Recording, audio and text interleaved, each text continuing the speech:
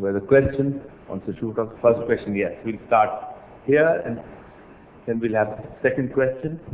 It's a question and one observation. Very quickly, that I was listening to this session with a little bit of filters and blinkers on because I started thinking that let me look at it from an employee perspective. And everything all of you have said of how we should deal with our customers, courtship, understand their breakdown cycles, we were to apply that to our own employees in our organization.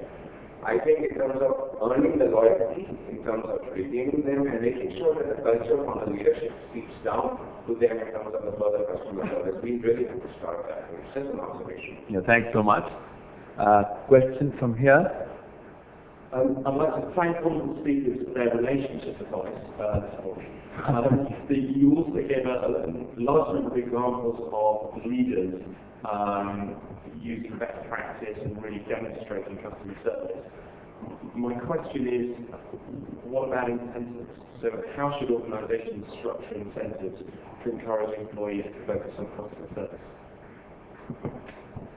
Kevin, would you like to take this? Well, I'm not sure how to answer that because I have been so influenced by companies like Southwest where the incentives are intangible. I say that with a caveat. If you do something great in terms of research and development, you talked about that, and I think it was a great point.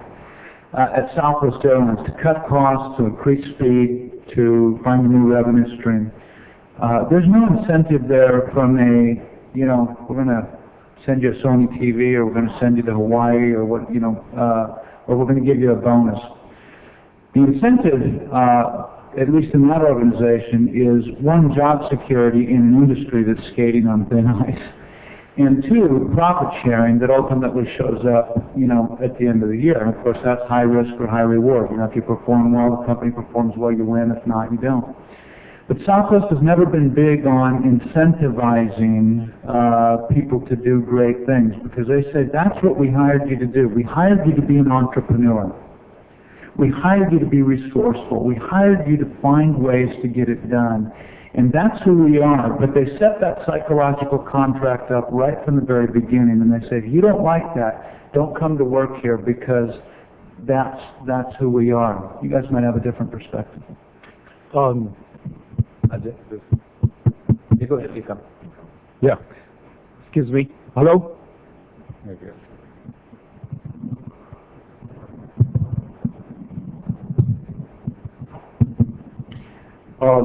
Incentives are huge.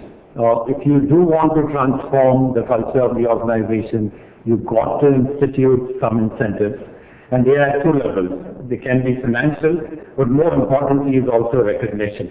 And especially public recognition of examples that are following, that are leading to the culture that you're trying to establish.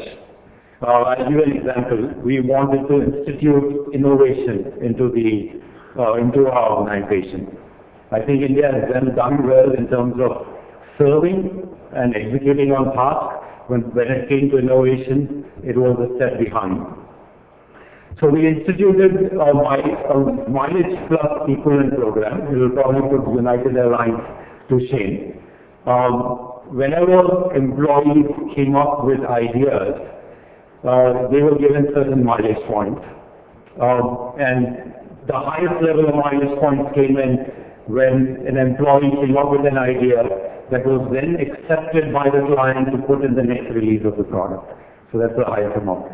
And the way we recognize that is in our monthly beer bash events, we bring the employees up, and those who have collected the highest miles, so they can cash in these miles for a trip with family abroad, for a motorcycle. So the last time I was there, one employee cashed in terms of giving them a motorcycle. So we got the motorcycle up on the 10th floor and gave it to them.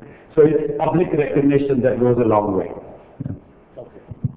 There was a question from there, and then after that I'm going to ask each of you to just take 15 seconds to give a gist of the message back to the audience. Okay, so there's a look at the bunkers and very confined to the BPO space. A lot of big corporations are still trying to decide between captive versus outsourced.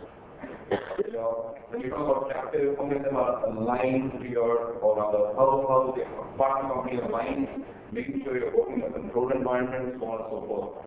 So I want your thoughts on what do you think is the critical mass to balance out between captive and outsourced, or what is the path forward, in terms of the objectives? Do you think a lot of them are going to be captive, or a lot of them are going to be outsourced? What will be your face?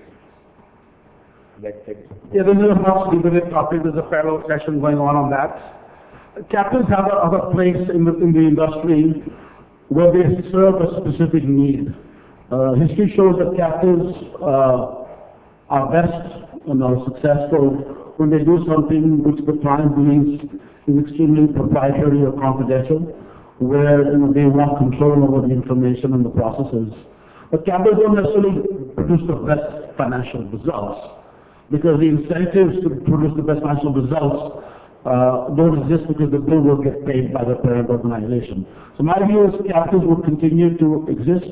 They will have usually a focused on a purpose, and for that, the alignment is natural. But as a third-party provider, you can align by measuring your success to the client's success measures. You don't need a captive only to be aligned. You want to add to that, or that's fine? Okay, then may I just ask Kevin, summarize what you'd like to say based on whatever you've heard now. Well, I would just say it's been absolutely delightful for me to come to India again and be with you all. Thank you for coming. I think India's best days are ahead of you.